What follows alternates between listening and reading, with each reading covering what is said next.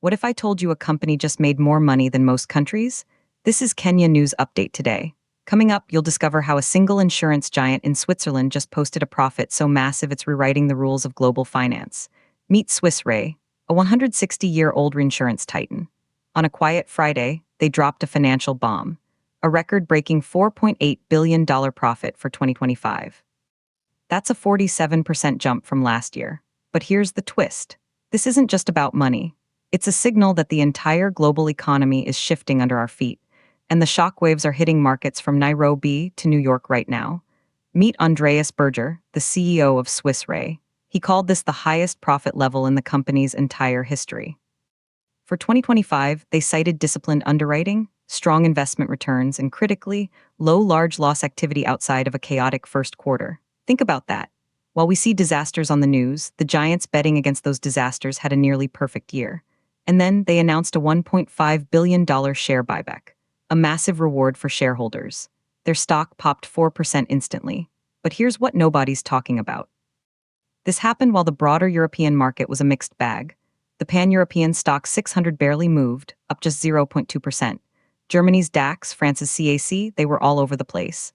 And in the UK, a political earthquake was happening. The Green Party won a shocking by-election victory in Greater Manchester, overturning a huge Labour majority. Prime Minister Keir Starmer's party fell to third place. That's a seismic shift in British politics. And it all happened on the same day. But the financial story gets darker. Barclays Bank in London saw its shares plunge 4.5%. Why? They're exposed to the tune of £600 million to a failed mortgage lender called Market Financial Solutions. Santander Bank is also caught up in it. MFS, which specialized in bridge loans, just entered insolvency. So on one side, you have Swiss Re printing money. On the other, traditional banks are taking huge hits. This is the contrast defining our economic moment. And here's the part that will blow your mind. While Europe dealt with this, US stock futures were pulling back. Even after Nvidia's latest results, the broader market didn't rally.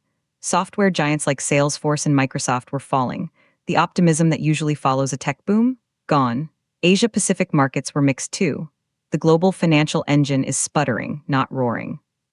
But Swiss Re's CEO, in a Squawk Box Europe interview, talked about strategic patience amid geopolitical volatility. They're playing the long game, and they're winning. So what does this mean for Kenya, for you watching at home? It means the capital flowing into and out of markets is becoming more unpredictable. It means the reinsurance costs for everything from your car to a major infrastructure project could be affected by decisions made in Zurich.